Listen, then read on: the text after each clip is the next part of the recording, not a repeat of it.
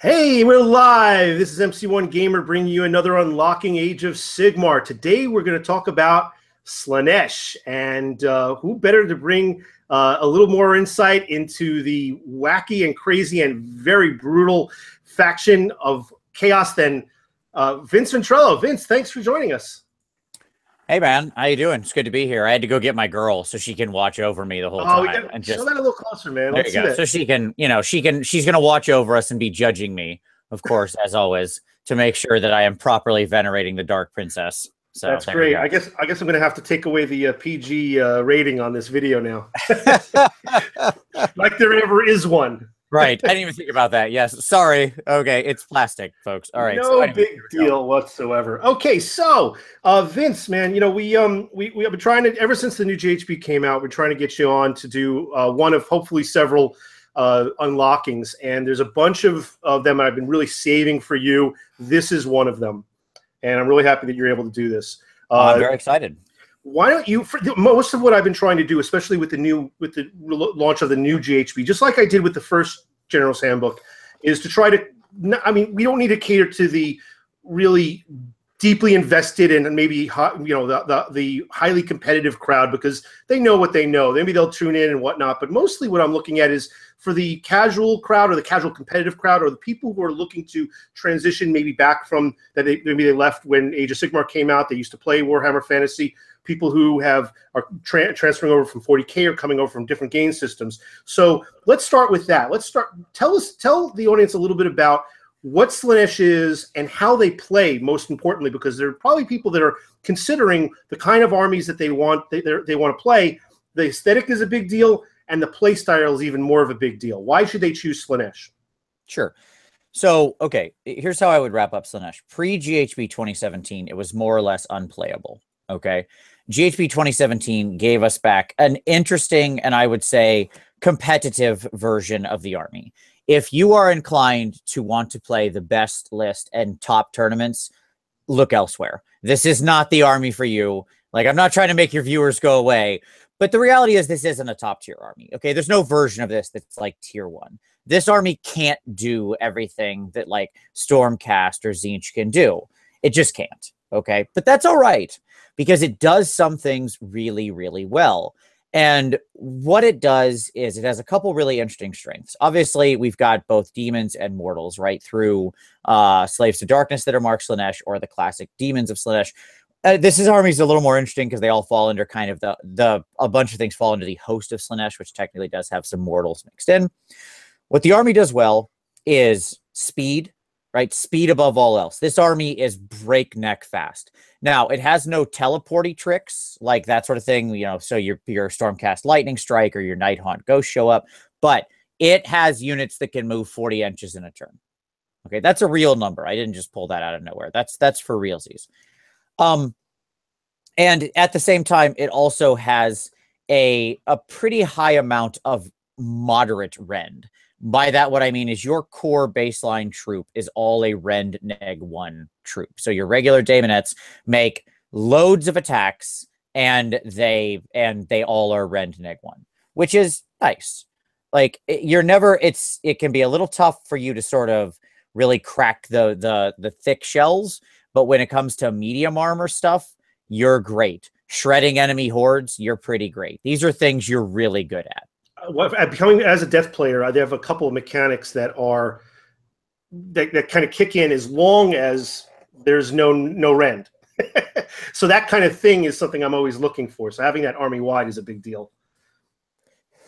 Yeah, I would also say they have one of the most interesting allegiance ability setups, and we'll get into that in the armies, because I actually took 2 of the allegiance abilities and built out sort of an army kind of around them.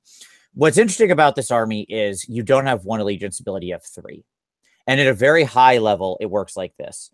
And that's the Pretenders, the Seekers, and the Invaders. Now, the Pretenders, besides being a pretty great band from the 80s, okay, also what it does is it allows your general to have 2 command traits and gives you a really, really interesting buff we'll talk about that I think is super hot. The Seekers has one of my favorite individual abilities and worst drawbacks that makes it almost unplayable. But it is the speed kills build. And then the Invaders, maybe my favorite single allegiance ability of all time, and we'll see that in the Slaves to Darkness army. All right. So one of the things that that I find is a challenge for any army, especially if I'm looking to start one, and I have, just like you, a variety, is the aesthetic and how I'm going to tackle maybe the painting.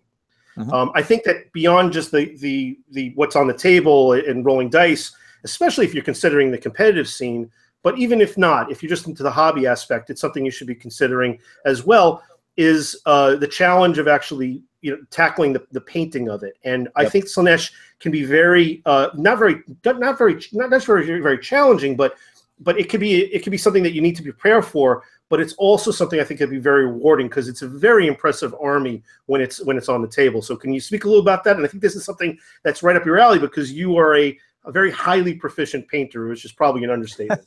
Thank you. So yeah, from a hobby aspect, Slaanesh is interesting. On one hand, it has some what I think are truly gorgeous kits. For example, the Exalted Keeper here, which is, you know, out of Forge World or whatever.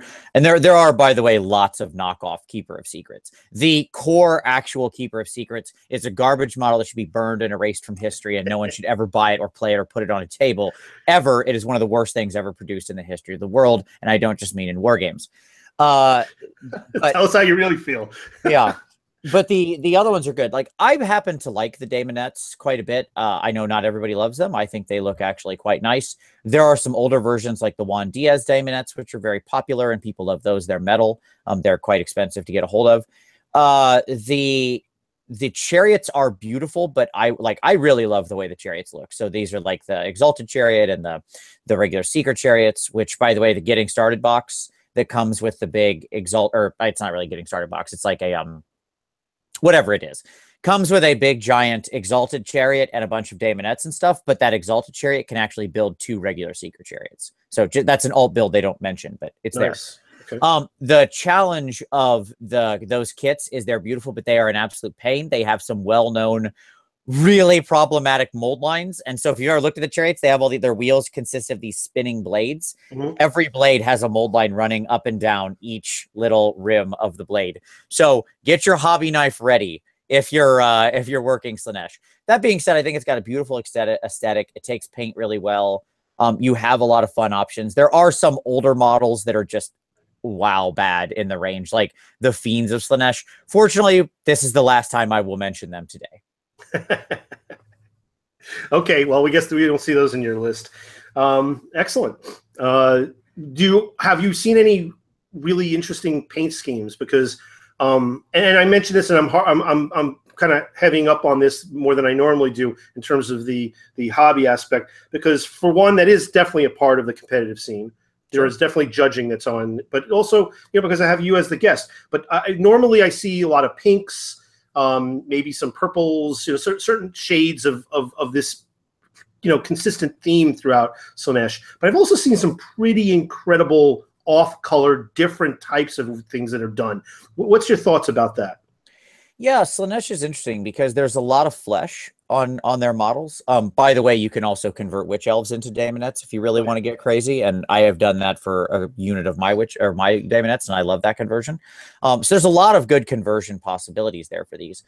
And I will say, paint scheme wise, yes, you're right. Magenta, red, purples, purple, pink, you know, white. These tend to be the colors. I think there's actually a couple different colors in that range in the GW line that have like Daemonette or Slaanesh in the name, right? That are specifically meant for these. So that's where you tend to see it. That being said, these allow for really unusual flesh colors. So you can do weird pinks or purple flesh colors or stuff like that. I have seen some that integrate green into the scheme, which can look really nice depending on how you go with it. So you can work a green blue in with the purple red, and it can be actually quite interesting. So there's I think you're dealing with a copious amount of flesh and a demon. And a demon is always kind of whatever you want it to look like. That's one of the best parts about hobbying on demons in general, not just Slaanesh, but across the demons of chaos, is that in the end, who knows, right? These are weird chaos creatures from the warp.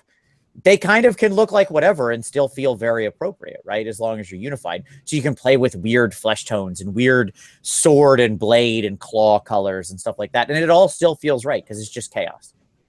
Awesome. So let's talk a little bit more about the strategy then on the table. Get back to that before we take a look at the lists. Now, you mentioned something that's key in terms of the theme and the style of play and the capability, which is that they're extremely fast moving, and they don't need any deployment shenanigans because they're going to be able to get mostly where they want to go. Yep. We see a lot of these themes with a lot of these armies. Maybe they're heavy armored, or maybe they dish out a lot of mortal wounds, or a wild variety of attacks, or they're extremely powerful in one particular phase, like either the shooting or magic. In terms of their greatest weaknesses, because clearly they have to be making up for them with some of the things that they do well. Is it a particularly shooty army? Is it a particularly, are they a blender army if they get into hand-to-hand? Things like that. Can we talk a little bit more about how people might expect to see them on the table when they face them, or if they're manning them at the helm? Yeah, sure. I mean, look, this army has weaknesses. Like, that's why I say it'll never be tier 1, and they're significant. Number one, your entire army is made of paper, right? Like, I mean, you are tissue paper running around the battlefield. You got a real sharp edge on you, you'll cut somebody. But I mean, like, get used to the term 5-up save, because that's basically what your army looks like here.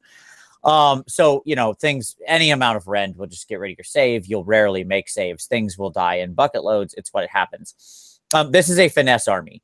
If you don't pick your matchups, if you get stuck in a bad matchup, you will lose the unit. It will blow up. You will lose. It is an army that requires extremely careful play. It is not just like, let me push it forward and go nuts. It relies on very synergistic combo sort of style tactics to win across the board. You have nothing that can crack eggs all by itself. Now, that's more the demon focus side, right? Now, what I'll say is, when you get into the Slaves to Darkness aspect of this army, because remember, we can take everything Slaves to Darkness, mark it Slaanesh, and go, we actually get a very different looking force, because there, when we look at things like Chaos Warriors and Chaos Knights and the synergies that exist there, we actually can have some stuff capable of doing some D, okay? And so the two forces I'm going to share today, doing some D. Yeah, doing some D. Putting up the D. For defense. Why? What were you thinking? I'm just thinking that we need to hashtag that. Right. Hashtag do the D. So the but like the two lists I'm going to show today are much more unified in their approach. That is to say, one is going to tend to focus on mortal, one is going to tend to focus on demons. But I think these lists should be starting points for your audience to think about, because there's lots of ways you could sort of pick and choose across these two, and everything still works. You're still Slaanesh allegiance, right? It's all fair game. And you actually could get some mixes of like fast striking, rending Daemonettes to get in there and shred people, while at the same time you've got maybe a big block of Chaos Warriors, which, as we all know, big blocks of well-supported Chaos Warriors or the Mystic Shield or something are extremely hard to move, having innate mortal wound protection and all these sorts of things. So there's lots of different ways people could go from this and build out sort of more jack of all trades forces. What I have are more, I'm not going to call them skew lists. They're not that, but they're more focused on a single goal. Fair enough. Fair enough. All right. Why don't we take a look? I will go ahead and do the ever difficult juggle of my screens here. Yes. Are we locked on you? That's the question. We're gonna be locked on me, and if we ever need to jump over to you, you just let me know. But I have all the scrolls. Just let me know if you see that. And I'm going to go pull up your first list, and as we go through it, I will go ahead and jump to the various scrolls that you gave me. All right. Sure.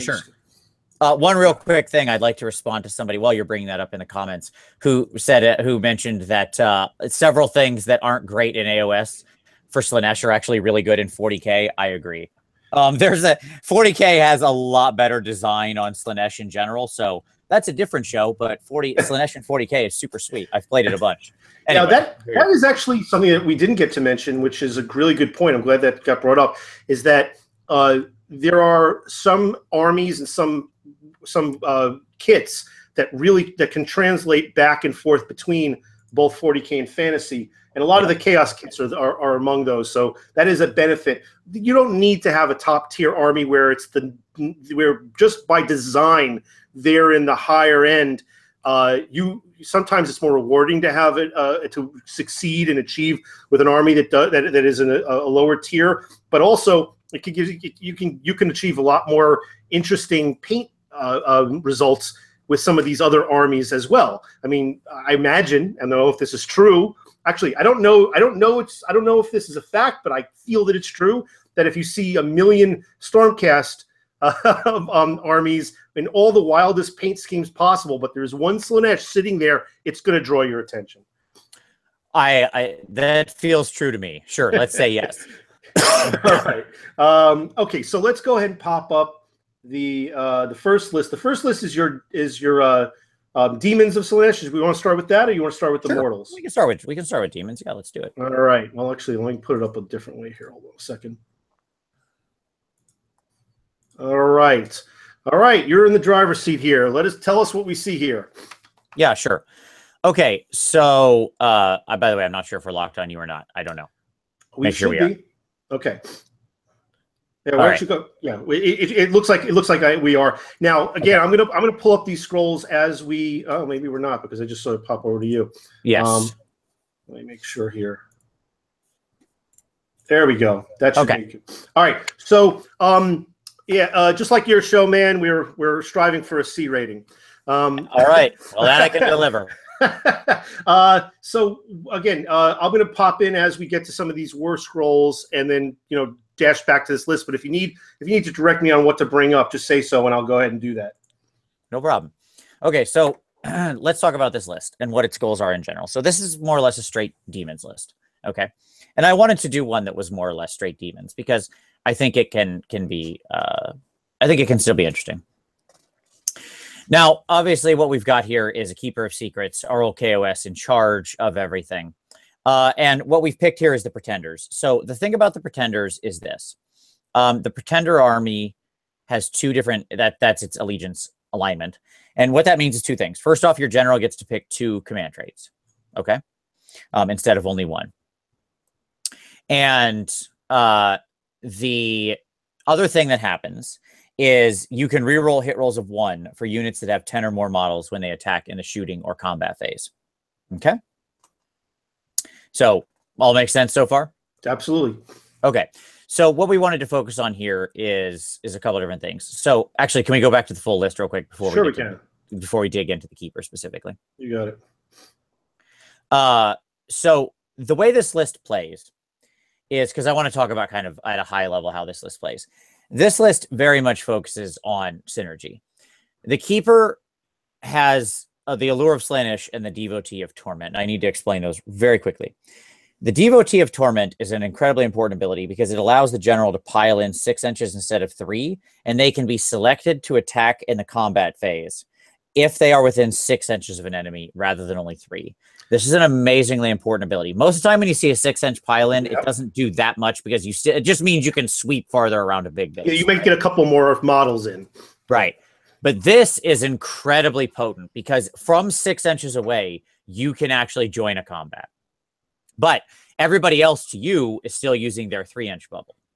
Okay. You with me so far? I'm with you. I love it. Okay. So your Keeper of Secrets is, again, tissue paper.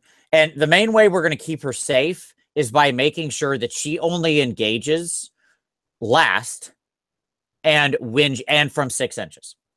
Okay. And in any other scenario, we're retreating like immediately. Like this is when you're playing Slaanesh, get used to the retreat option. Okay. Like don't be afraid to pull out. Get out of there if it's going bad. The other thing is that we have is the Allure of Slaanesh, which is pretty straightforward. Subtract 1 from the hit rolls of enemy attacks made against the general in the combat phase. So even though she's going in last, okay, we want to make sure that we have this extra layer of protection too. And neg 1 to hit her is, pretty good. Neg 1 is a good protection thing. Okay. Well, you want to make sure she survives at least to the next combat round, which could be your opponent's.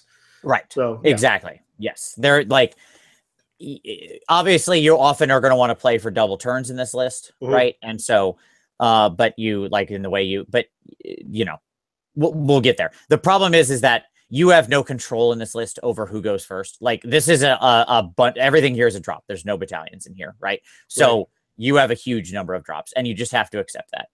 So somebody makes the number of models that are on this list. Yeah. 4, 5, 6, 7, 8, 9, 10, 11, 12. This is like my death army. Exactly. This plays like old school death where you had no battalion option, right? I mean, it just does. Like, and I leaned into that because there are no good battalions right now that fit this build. So the reality is you just have to accept you don't get to make the choice, right? Like, whatever, and play accordingly. The advantage is you're really fast, and so don't be afraid to set up on the back line and then, rely on your speed to carry you out into the board. Yes, that's right. Okay? Like, just set up against the back wall if you need to. Who cares? Right. And go sideways. Turn sideways. Yeah. So you get that much more. If you really need to hide yourself, you can, and you can still get out there later. Okay?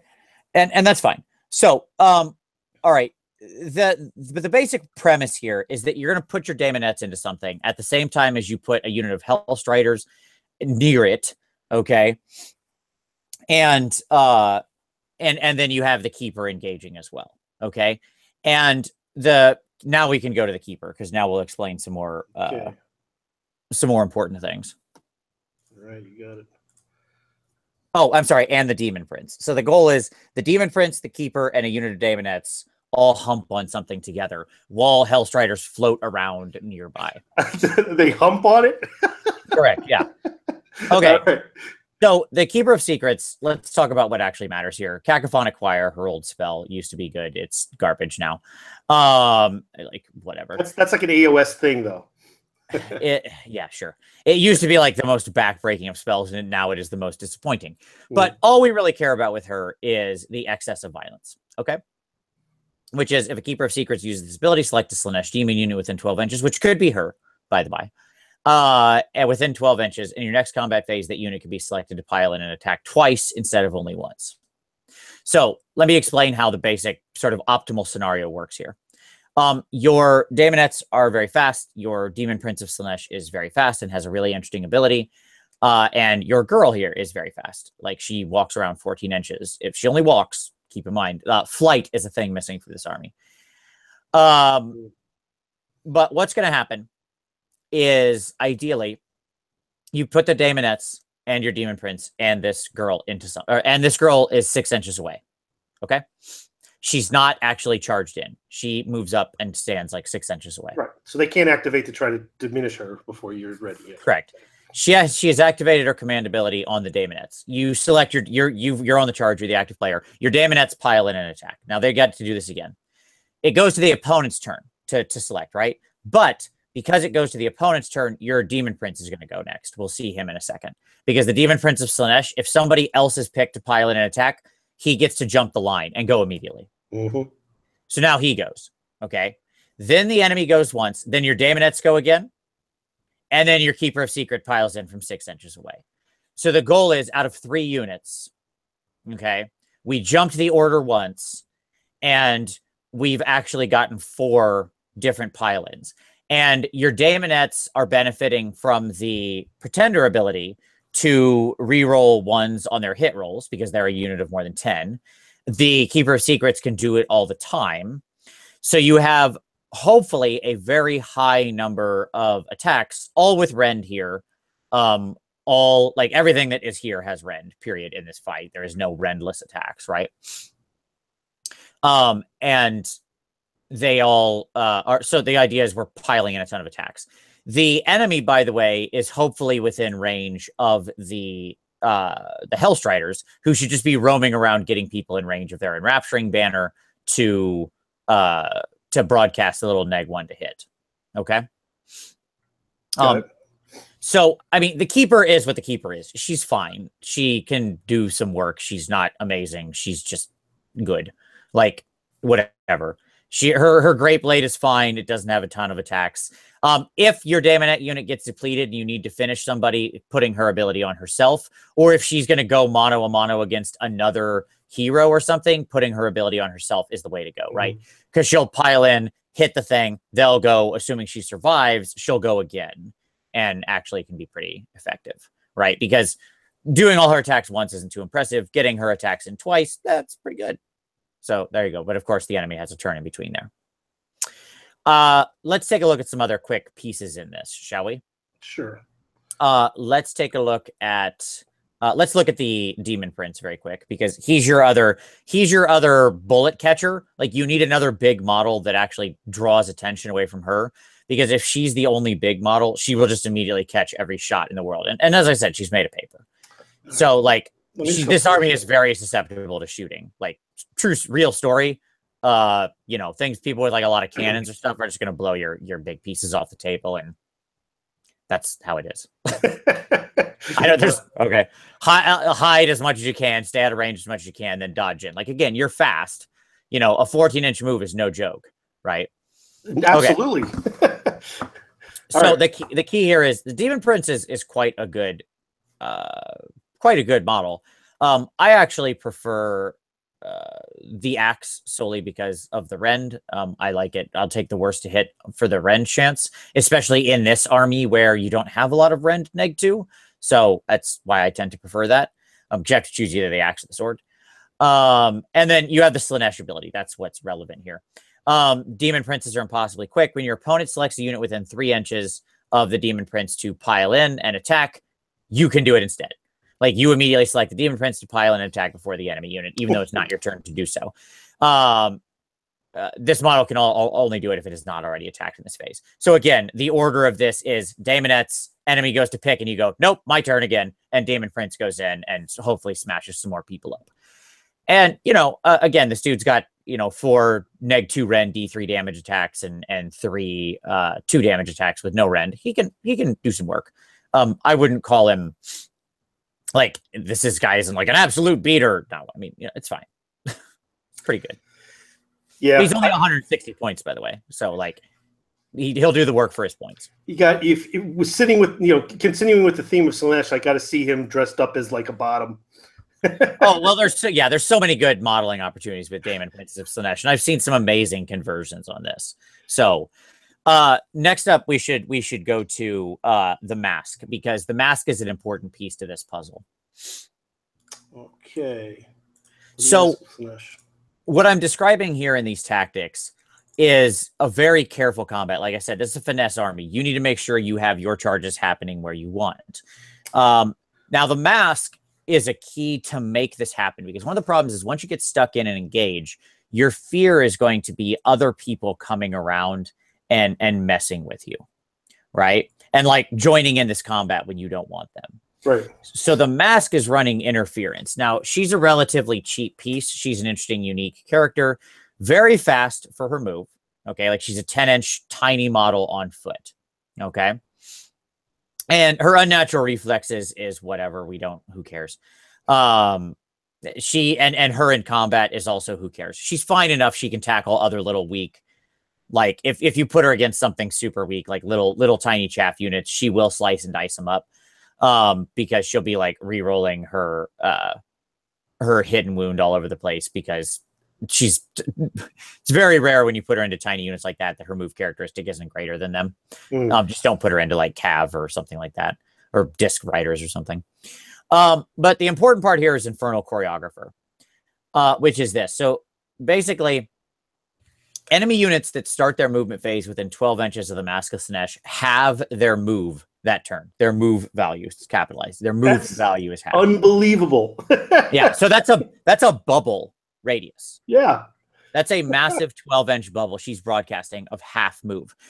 So the key is you want to run her kind of out there in a general direction away from the power center I just mentioned. And she's just broadcasting that bubble and hopefully getting in the way. Like, she's a sacrifice pawn. Who cares? Get her in the way, make it so people have to have move, and make it so she's hopefully blocking a unit somewhere. If they want to charge, they charge her.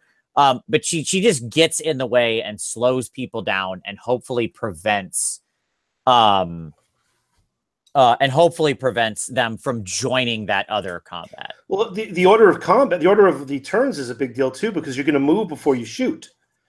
So you're going to get hurt before you can wipe her off the board from range.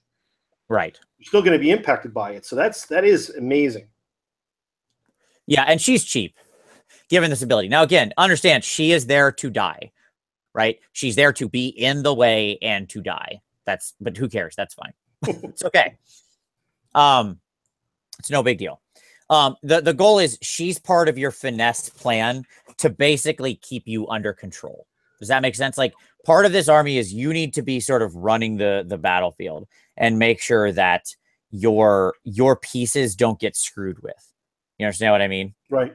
Yeah. Well, like you said, if you have that grouping, Demonettes, Demon Prince, and the Keeper, and you're ganging up on, say, one, probably, maybe it's a one, your opponent's single, or maybe one of two hordish units, and you're going to try and blend it with all those attacks with everybody having a rend. You don't want anybody ruining that party. Yeah. Right. Exactly. So perhaps now it's time we should move to the main sort of grist in the mill of this army, which is the Daemonettes. All right. Let me grab that. And here we go. I'm going to zoom in a little bit on these. There we go. Okay. So here's Daemonettes. Now, Daemonettes, very fast. As I said, garbage armor. Great move. 6 inches. And, of course, we need to look at Lithe and Swift. They can run and charge in the same turn. So, effectively, they have a move of 9 inches, right? Because they have no shooting attack. So, I'm just taking the average of a run. Like, because you're running all the time. There's never a reason not to run with them, right? So that's 7 to 9. Or 7 to... Was it for run? Yeah, 7 to 9. 7, yeah, exactly. Their actual run distance is 7. Their actual move is 7 to 12 inches. I'm just averaging out to be assuming you roll a 3 on your run die. Now the real ability we care about here is beyond Lithe and Swift is Graceful Killers. So each time you make a hit roll of 6 or more for a Daemonette's Piercing Claws, that model can immediately make 1 extra attack. Okay, and then if you've got 20 or more models, it's a 5 or more. Okay, nice. Now, the interesting part here is that this is a hit roll of 5 or 6 or more. So if you have hit bonuses, this then triggers easier, right? Mm-hmm.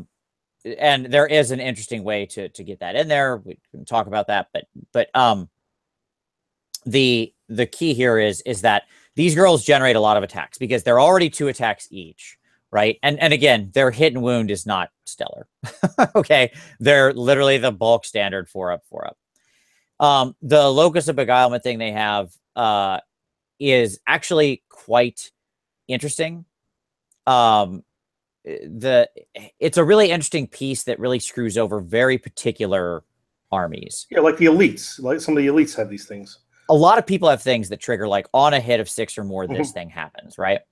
And so Locus of Beguilement says if your Daemonettes have a demon hero of Slaanesh anywhere near them, right? So this could be your Keeper or a Demon Prince or a Herald or the Mask or whatever. Like, this is a hero heavy army. As long as any of these people are around, then your opponent has to re-roll hit rolls of 6 or more. Now, that can be quite good against people who are relying on high hit roll things to trigger to accomplish stuff. A simple example would be things like Retributors, where, when they roll a 6 or more, it becomes 2 more. It just jumps to, mortal wounds instead of running through it. So, actually, I don't remember if Retributors are on the hit or the wound roll, but whatever, you get the idea. I don't have the Retributors scroll right in front of me, and I don't play Stormcast normally. But the point being is that there's plenty of things that trigger like that. Yeah, I think of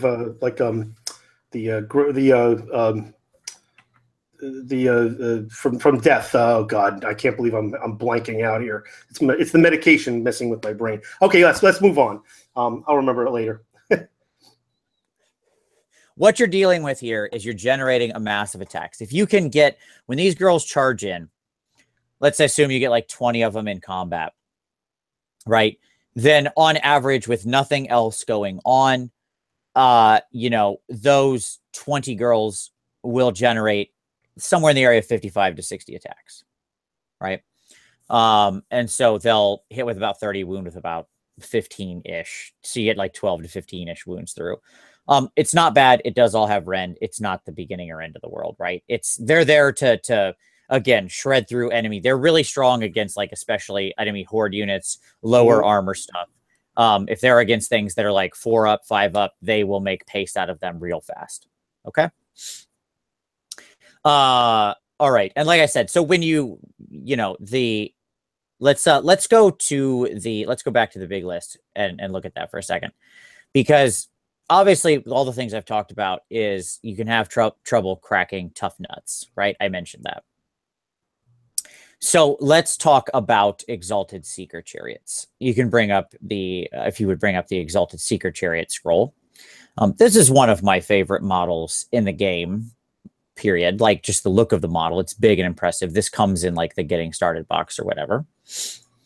And this thing is, oh man, I love this thing. Okay. So it has like a bajillion attacks, but they're all whatever. Like they're all 4 up attacks.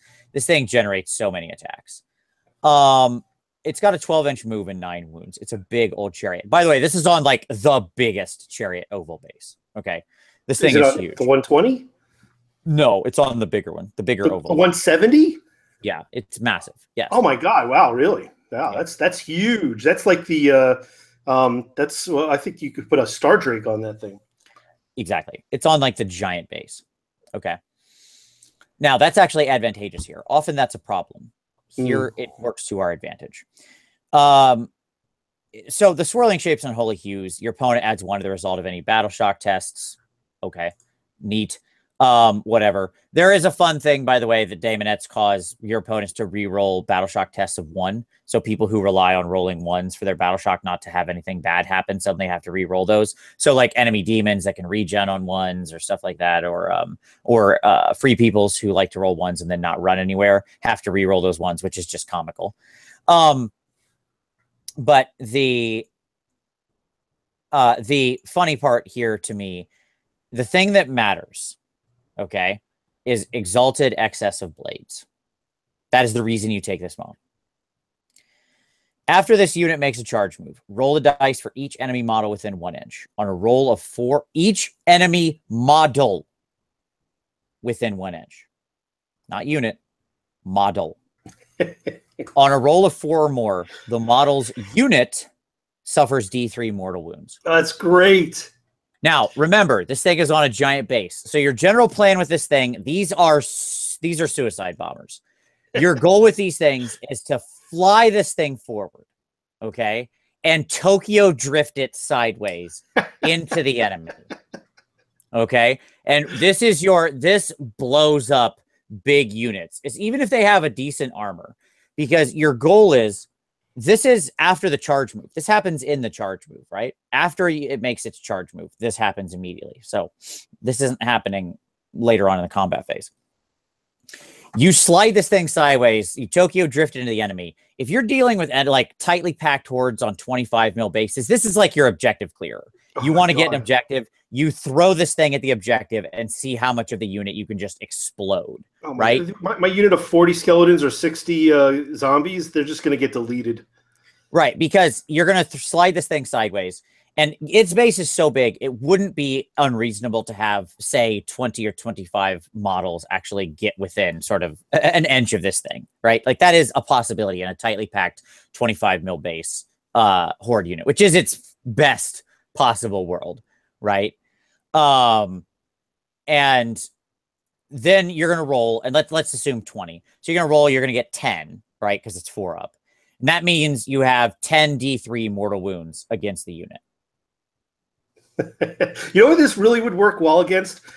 People who use the conga line shenanigans. Oh, sure. Yeah. If somebody's in like a big giant line and you can like slide and really touch a bunch of them. Yeah, it's pretty great.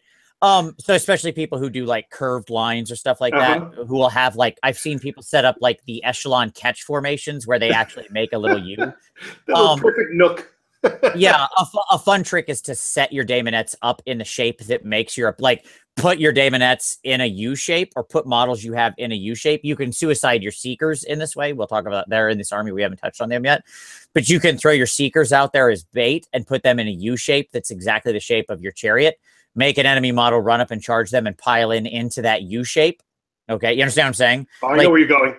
Form the toe of your boot, right, in your Seekers or your Daemonettes, and then you make the enemy pile into that shape, and then you ram the Seeker or the chariot up into that open space once they blow through that unit, or you retreat them out, right? Yeah.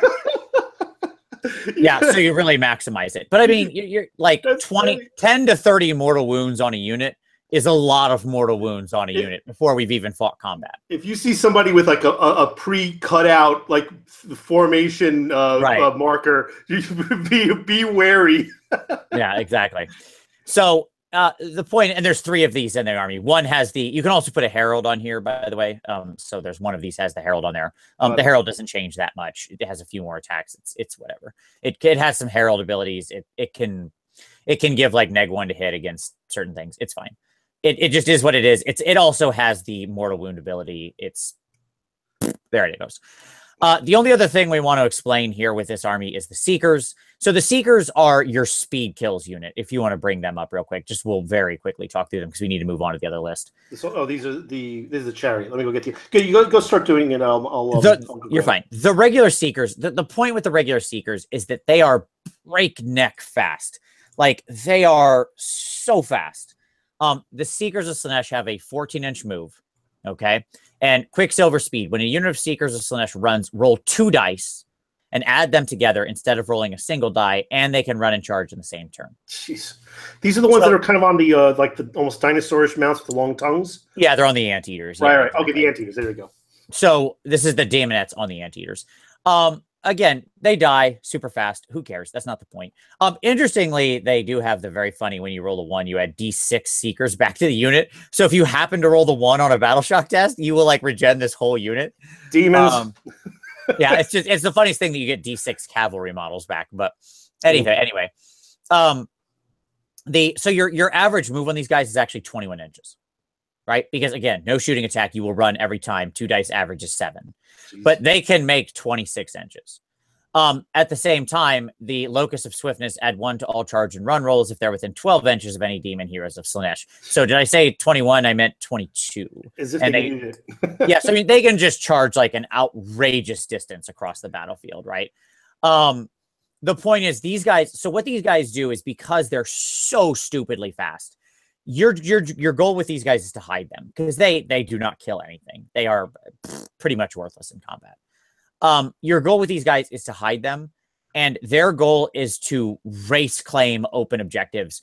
How many times have you seen games where late in the game people have very lightly guarded objectives in their backfield where they just have like a single hero or a single crap unit holding it because the battle has shifted to some other location? Or if there's some scenarios where you can leave that and you still score it, and maybe they've abandoned it because they need those units to go somewhere else. Exactly. So in something like a Scorched Earth scenario or something like that, these are your winners. They hide. They're extremely low priority because there's other stuff going on here people need to focus on. Your big packs of Daemonettes, your Daemon Prince, your Kipper, and so on. And these girls just literally hide like almost in your own deployment zone. And then, which is not hard for them to cover 24 inches in a turn, by the way, like not at all. They will almost automatically cover 24 inches in a turn. That's a gimme. And so then they just hide until like turn 3 or 4, and then just go zip and race across the battlefield. They can assassinate a single crap hero or just take a point, burn it in Scorched Earth or whatever it happens to be for that they're trying to do. And then they just flee out of there, right? Like they are just a race car in the red. Like that's their goal. Nice. That makes sense. So the point is that's how this army wins. Just late game shenanigans and suicide bombers in your exalted chariots and combo charges out of like sort of mass attacks. There you go. Nice. All right. Let's move to the STD army.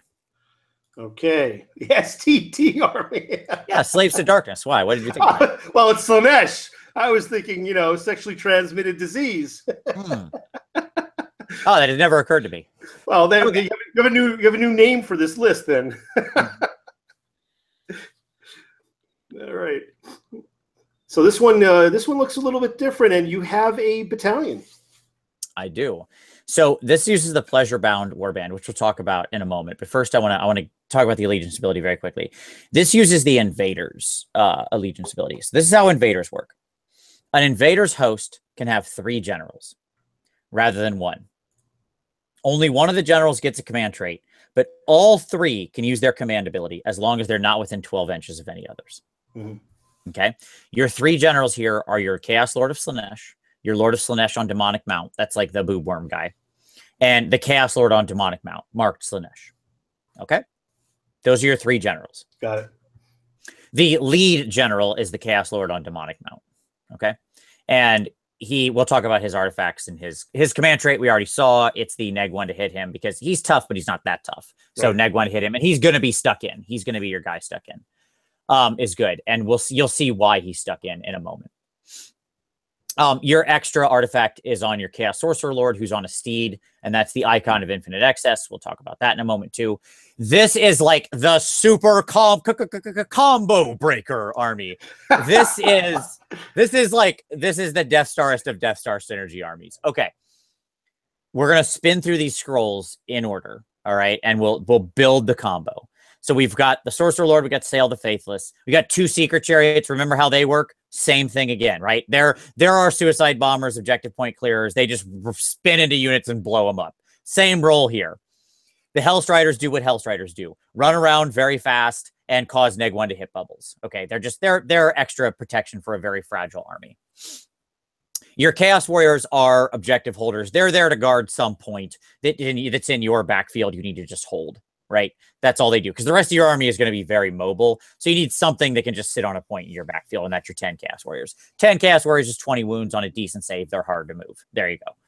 Okay. Now that's all the rest of the supporting crap. We're done with it. Let's talk about the combo. Chaos Lord of Slaanesh. Let's begin. This is the old Sigvald the Magnificent fig. Great looking fig. It is a beautiful fig. Okay. His entire profile we can ignore because it's irrelevant. I don't care about anything he specifically does. His job is to walk around and be 12 inches away from any other general. And have good hair. He has gorgeous hair. Like, my God, those locks. Vidal Sassoon, absolutely. So, Lord of Excess. If a Chaos Lord of Slaanesh uses this ability, select a mortal Slaanesh unit within 12 inches. Until your next hero phase, each time you roll a 6 or more to hit with a model in that unit, that model can immediately make 1 extra attack using the same weapon. Okay, remember what DAEMONETTES did? A lot of attacks. Well, remember how the DAEMONETTE ability triggered. If you roll a 6 or more to hit, you get an extra attack. This grants mortal Slaanesh units the DAEMONETTE ability. Okay? Sweet. So on a 6 or more, they get extra attacks. That's the key component here. That's all we need to focus on with his scroll. Beyond that, I don't care. He's irrelevant. All right? So we all understand that he's going to buff a unit. And if he does so, if they roll a 6 or more to hit, they get to make an extra attack immediately. Okay? All right. Let's go to the next one. The Lord of Slaanesh on Slaanesh Mount Boob Worm guy. All right. Which one is it? That's the... Oh, yeah. Demon Mount. You got it. There we go. Okay. This is a different one, but that's okay. We can talk about this guy next. Which one are we talking about? We can go to this guy next. It's perfectly okay. All right. Because this guy's perfectly... It doesn't matter what order we go through the heroes in. Again, so the Lord on Demonic Mount is one of my absolute favorite heroes. He's a 7 wound, 10-inch move, 4-up save hero. This guy is great. He at March Slaanesh, he can run and charge in the same turn. Okay, which is good because we're going to need him to move a lot, and we'll get to that in a moment. He has built-in mortal wound protection, 5 or 6. He ignores mortal wounds. Great stuff. He can sort of heal in a very, very, very, very, very specific situation, which is fairly irrelevant. What we actually care about is his command ability, the Knights of Chaos. If a Chaos Lord on Demonic Mount uses this ability, select a unit of Chaos Knights or other things that are stupid and irrelevant from your army within 15 inches. Until your next hero phase, you can reroll charge rolls for that unit. Very important. And add 1 to any hit rolls for them in the combat phase. What was the first ability? If we roll a 6 or more, we get extra attacks. Okay, well, now we have +1 to hit, so now it's 5 or more that will trigger those extra attacks, right? Okay, now let's go to the other Lord. Let's make sure I have this one right. Whatever other one has Lord in, we haven't talked about that. There you go, that's the guy. All right, once again, this dude is as fast as they get. All these guys are fast because, like, the other dude's 10 inches. Wow. This dude's 16 inches. Yeah, he's so fast. Okay. Again, he has built-in mortal wound protection. Sweet. Always a Benny, right? That's never a bad thing. So the Lord of Forbidden Pleasure is very fun. It's a fun ability. Basically, if an enemy unit finishes its pile in within 3 inches of Lord of Slaanesh, they are in danger of being beguiled. Subtract 1 from any of their hit rolls which target this model. Cool. Extra protection for him. Great. He has a built-in -1 to hit. It's super sweet. But again, all we really care about, because he's terrible in combat, all we really care about is his command ability. Hellish Swiftness.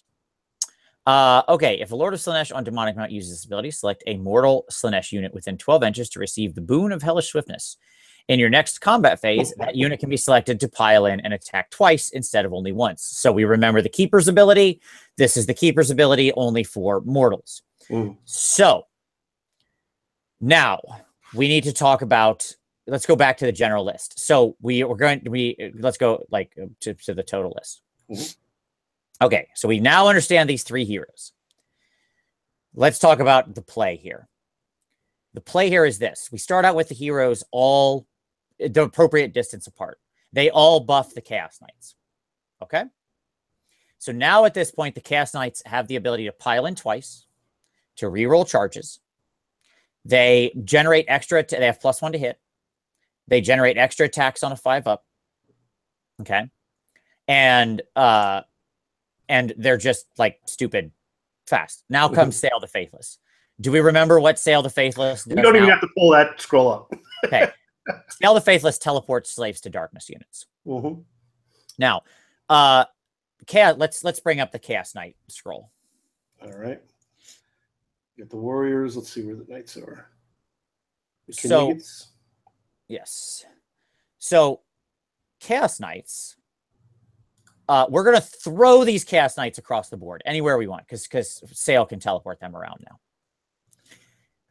Chaos Knights we're going to use their glaives.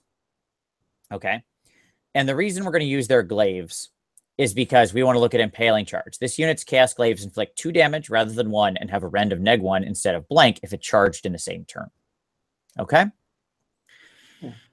So here's what's going to happen. I'm going to throw these guys up with Sail's ability. They'll be 9 inches away from the enemy. I'm going to charge that unit. Now, I always add +1 to my charge rolls because of the Hornblower in Chaos Knights. Like, Chaos Knights have a built-in +1 to charge from their Hornblower. Okay? And so I need an 8 on a reroll. Okay? Or actually, sorry, 8, 7, whatever, something like that. I need a low number. It doesn't matter. I need a very achievable number. At the same time, if you remember the Lord on Steed, the Sorcerer Lord on Steed, he had the icon of infinite excess. That was his magic item. That was the extra magic item we bought because of the battalion. What that thing does is the following. You can use this artifact once per battle at the start of any combat phase. When you do so, for the rest of that combat phase, add 1 to the hit rolls of all units within 8 inches of this model, friend or foe. So what you're going to do is you're going to throw your knights forward, but still in a way where you can slightly tail back a little. You're going to take your Chaos Sorcerer, and he's going to zip forward. Okay. By the way, he also buffed them in the hero phase. We'll go look at him in a moment. But he's going to zip forward, like run, because that's all he cares to do. He needs to get within, the front of him needs to be within 8 inches of the tail of the Chaos Knights at the start of the combat phase. Does that make sense? Absolutely. Yep. Okay. And then, well, you need to keep that guy in range because it's during the combat phase. Right. So now that unit, that unit of Chaos Knights, let's look at what we just built. Each Chaos Knight is going to make 2 attacks with its Chaos Glaive, hitting on 2s, right? Because they have 1 from the icon of infinite excess and 1 from the command ability. Wounding on 3s with a rend of -1, doing 2 damage. They will pile in twice, so they will do this whole round of attacks twice, okay? And any roll of 4+ will generate additional attacks. And how many of them are on their unit again? 15.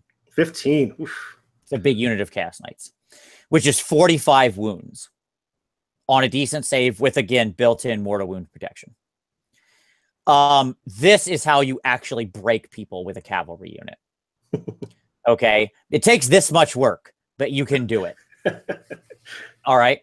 Because what happens here is, by the way, they also have a fun ability where they subtract 1 from the bravery of any enemy units within 3 inches. So they also, hey, they knock enemy bravery down by 1. Cool extra Benny.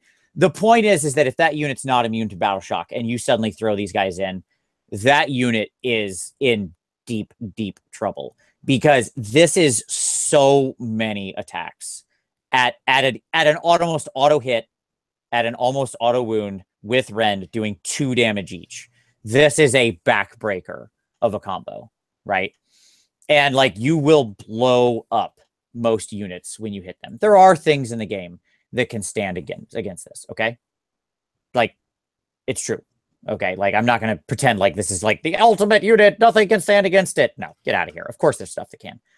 But the point is that you never throw your knights into those guys. You're teleporting them across the field with sail. Right? You can pick and choose, right? Exactly. So let's look at the Sorcerer Lord scroll, and he'll bring this all together. Okay.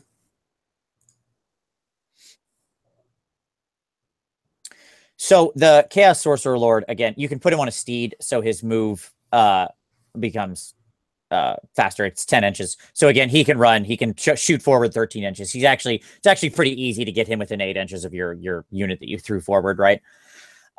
Because he can move up on that horse. What you're going to focus on here is you're going to try to demonic power that unit. And if you do so, until your next hero phase, you can reroll any hit rolls of 1, wound rolls of 1, and save rolls of 1 for that unit. So if you get this off on the Chaos Knights, suddenly they hit on 2s, rerolling 1s, wound on 3s, rerolling 1s, and they have a decent, like a very decent save, rerolling 1s. It makes them just absolute bononkers. Like, you go to pretty much every attack hitting now. 1 in 36 of your attacks misses. Okay. And so, like, again, and consider how many extra attacks you're going to generate. So this is a very fun sort of list that builds all this together. There's one other sneaky deaky trick that I pulled here, okay? And that is giving because ideally you also want the Chaos Lord on Demonic Mount in that combat with the Knights. So, like, he can run and charge, you remember? So you're going to run him forward and charge with him as well and try to get him in there. He may be able to, it may be later rounds. It's not essential. But in later rounds, what this guy has, he has Breathtaker, which is an artifact that says roll a dice at the start of the combat phase for 1 enemy unit that is within 3 inches of this model. On a roll of 3 or more, that unit cannot be selected to attack until all other eligible enemy units have fought. Oh, I love that ability. Yes. So basically what happens there is if you start multi-charging, if you start ramming the same units with your chariots or having your lord in the fight with him, with the knights, you can make it so all of that stuff gets to fight first. Very often against that one unit. It makes double charges. Like, oftentimes it's kind of a lose to charge a unit with 2 units, right? Because it's you go, they go, you go, so that other guy can get wiped out. This is sort of a 66% chance that doesn't happen, that you get to fight both of yours first. So I quite like it. That's the list. That's how it works. It's about manufacturing a unit of Chaos Knights that can kill nearly any unit on the board. Did we go over anything from the battalion? Yeah, this is what I love about this warband. I took this solely to cut the drops down, right? So this is like a 5-6 drop army. It's still not great, but it's much better. This is basically 7 Slaanesh units. You literally, that Curse the Dark Prince, completely ignore that. Just pretend like that doesn't exist. Okay, because it's stupid and you're never going to use it, and it doesn't matter. Like, it is completely not worth it to try to build toward it. Now, there is an interesting ability here of the final final ability, which is basically it's so weird how this works. So, okay. If a model from a pleasure-bound warband is slain in the combat phase, then until the end of the phase, add 3 inches to the distance that models from the warband can move when they pile in. Okay. This is a very hard thing to trigger in this army, admittedly, because you just don't have a lot of units that are going to trigger that. Right. I don't care. The point of this of taking this warband was to cut the drops way down and to get the extra artifact in there. Okay. Because this lets you both protect your general and run the Icon of Infinite X. Well, what did you pay for the for this? It's 100 points. Okay.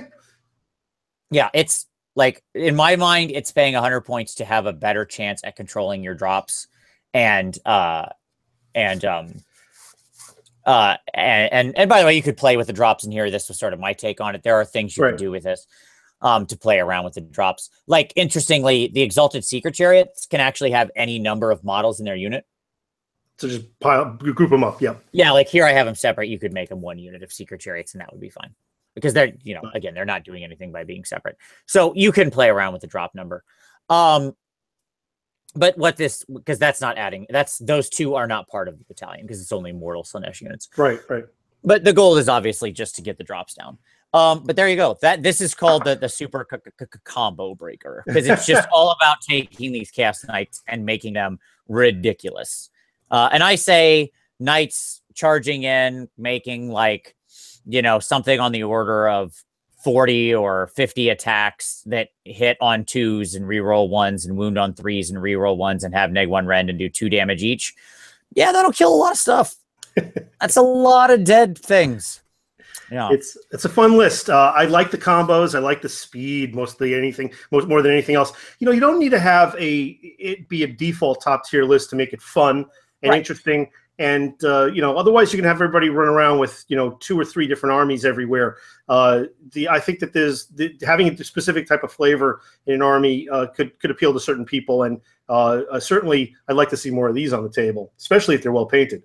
Yes, like, don't get me wrong. Please don't anybody think that you're going to go to a tournament and podium with this list. Most likely, that's not the goal of these. But I will say you could take these lists to a tournament, really surprise some people, because there's a lot of people who aren't. Slaanesh isn't commonly on the table. People don't see this coming, and you could have a heck of a lot of fun playing it. Like, these are super fun lists to play. Maybe not at like Adepticon or the big GTs, but at the local ones or even the regional ones, don't sell yourself short. Not everybody brings the best shit kicker lists.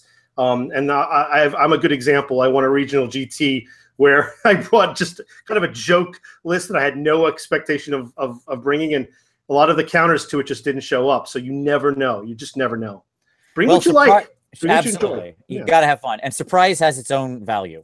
Definitely. Most people do not know what Slaanesh does. That is a truth. I could see this absolutely shocking some people at the effectiveness. They're going to take certain things for granted, and they're gonna pay for it. All right, look, I know you have a time limit here. I do. We're going to go. First of all, that was excellent. I'm sure that we're going to have a lot of comments about what people have done with their lists. Certainly questions. We'll go ahead and see what those look like in the comments below. Everybody should definitely check out. I'm sure if you're a follower of mine, you're a follower of Vince and Tom, check out Warhammer Weekly tonight. You have a special guest tonight as well. Yeah, Rob is going to be on the show. Rob Symes, old 6 Dice Skills. He's going to stop in. We're going to talk about his new project. So it should be very exciting. And it's at 5 p.m. Eastern today, early, because our guest is in the UK. Excellent. Okay, so tune in for that. If you don't know Vince's channel, I'm going to post it in the notes below. Also, we're not done with Vince. We have a couple of armies that we're going to be looking at with Vince over the course of the near future. As a matter of fact, we're going to try and get in for Friday, 4 o'clock Eastern. We're going to look at Skaven. I've got a lot of people talking to me about Skaven. They've been begging and asking for some Skaven lists. Who better than you, Vince, than to talk about Skaven? Well, I've been playing Skaven for 20 years, so I hope I can at least make a half-decent list. Yeah. And this will be part 1, because there's so much to talk about Skaven. We're just going to have to do a sequel. So we're going to end it here. Thanks, everybody, for tuning in. And thank you again, Vince. Much appreciated your popping in here to go over some of your lists. Always happy to spend a lunch break with you. It's the best use of the time. Thanks, Mitch. Have a great day, everybody.